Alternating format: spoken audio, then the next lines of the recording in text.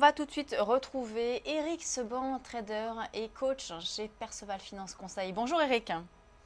Bonjour. Alors, on va parler avec vous du CAC, le CAC 40 que vous suivez quotidiennement. Oui. Est-ce que vous aviez prévu, vous, cette hausse-là, cette forte hausse du CAC qu'on a connue vendredi? Vous avez été Non, surpris? la banque du Japon m'a pas appelé. Non, mais mais c'est même complètement, je sais pas, c'est assez spécial de voir la manière dont les marchés ont réagi. On se demande bien ce que la banque du Japon et son QI ont à voir avec la hausse de Sanofi. Mais bref, bon, le marché fait ce qu'il a envie, c'est toujours pareil, donc on fait avec.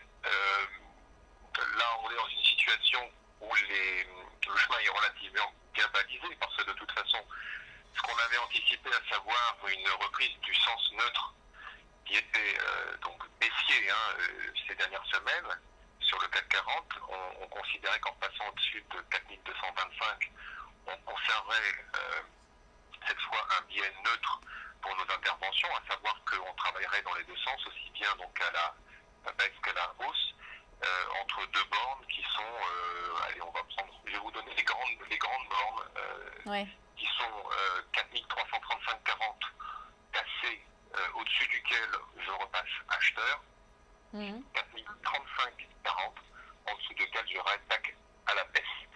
Si je suis au-dessus de 4225, qui est un pivot intraday, je vais travailler des écarts dans les deux sens, des ventes sur rebond, des achats en retour vers 4225, 4220. Voilà comment je vais travailler. Oui, vous nous en parliez déjà la semaine dernière, donc de ce point pivot des 4225. Aujourd'hui, là, on n'y est pas encore, parce qu'on a rebaissé un petit peu. Avant d'arriver, tant qu'on n'est pas au 4225, qu'est-ce que vous faites du coup? Moi, j'étais passé ce matin pour vendre, privilégiant un premier écart potentiel sur 4248,5, mais on n'y a pas été. J'étais également placé à l'achat sur un petit excès de baisse sur 4193,5, mais on n'a fait ni l'un ni l'autre. Alors, comme ce sont des prises de position que je recommande, par exemple, dans le trade du jour à certains de nos clients, elles ont une durée de validité, donc 10h30, je viens de retirer mes ordres. Et maintenant, je vais attendre de voir un petit peu comment évolue le marché. C'est toujours la même chose. Le problème est qu'on a un marché très particulier. Là, on est donc plutôt bien neutre, puisqu'on va considérer qu'on 225 reste en support, donc on est au-dessus, on évolue au-dessus. Il faut pour ça, après, pour intervenir, que le marché aille chercher soit des niveaux sur lesquels je vais intervenir par anticipation à l'avant, soit il bouge sur au moins un écart qui me permettrait d'entrevoir éventuellement la formation d'un signal technique. Donc là maintenant, je me suis placé pour mes anticipations. Parfois je suis fait d'ailleurs, quelquefois même sortie de position avant qu'on commence à se parler, ça va vite le matin. Bon, là c'est plus lent, on est lundi, on va attendre tranquillement que les choses se mettent en place. Je me suis positionné par exemple sur l'euro-dollar, donc je ne suis pas dans la situation où j'ai rien fait, où je suis impatient. C'est lundi matin, c'est le début de la semaine, on n'est pas énervé. Est-ce que sur le DAX, c'est un petit peu plus dynamique notamment? C'est vrai que la semaine dernière, le DAX, on avait vu qu'il sous-performait les indices européens. Ah oui, alors ce DAX a été extrêmement violent, on a ouvert avec un gap colossal. Non, là effectivement, il y a de toute façon, comme un peu sur le CAC évidemment, avec cette reprise violente, des investisseurs et des opérateurs qui sont pris à contre-pied, et c'est très difficile pour eux.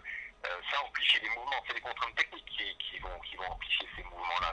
Ça n'est pas tout d'un coup des gros gérants qui se mettent à acheter du papier et qui courent après.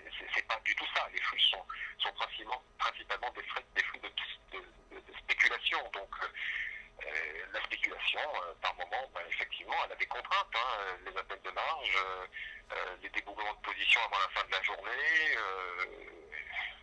Quand il y a des portes de Sadoun, il y a des morts. C'est comme ça. Donc, Alors, quels sont vos niveaux? Alors, quels sont vos objectifs pour le DAX, par exemple, aujourd'hui? pour le DAX, non, j'ai pas d'objectif sur le DAX. Le DAX, je travaille vraiment à la marge. Non, le DAX, c'est pas quelque chose que je travaille au quotidien. Je vais être beaucoup plus sur le CAC et sur l'euro-dollar que sur le DAX. L'euro-dollar notamment, donc, qui a bien baissé après la Fed, qui est tombé sous les 1,25. C'est vrai qu'on ne s'attendait pas spécialement à cette baisse-là. aujourd'hui, quelle est votre stratégie?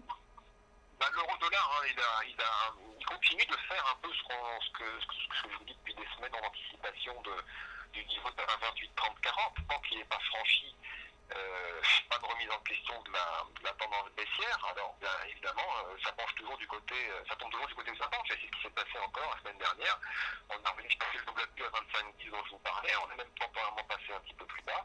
Là, je viens de vendre à 25,10 ce matin, visant à 24,70. Je vais voir comment ça se passe. Mais bon, voilà, on est toujours baissier et il n'y a rien qui nous fera changer d'opinion tant qu'on ne sera pas passé au moins au-dessus d'un 28,40, niveau sur lequel on peut toujours continuer à vendre en intraday. Le niveau de retournement, il est maintenant encore plus éloigné que lorsqu'on se parlait la semaine dernière. C'est toujours un 30 cassé. Donc on n'y est pas, on est loin d'y être.